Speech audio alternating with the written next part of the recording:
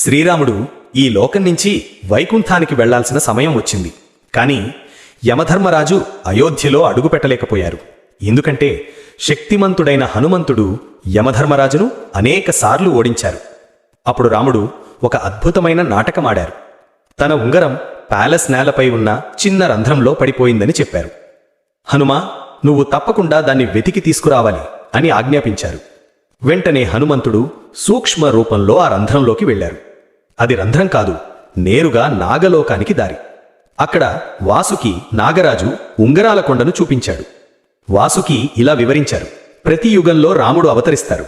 ప్రతిసారి ఆయన ఉంగరం పోతుంది. దాన్ని వెతికేందుకు ప్రతిసారి ఒక వానరం వస్తుంది.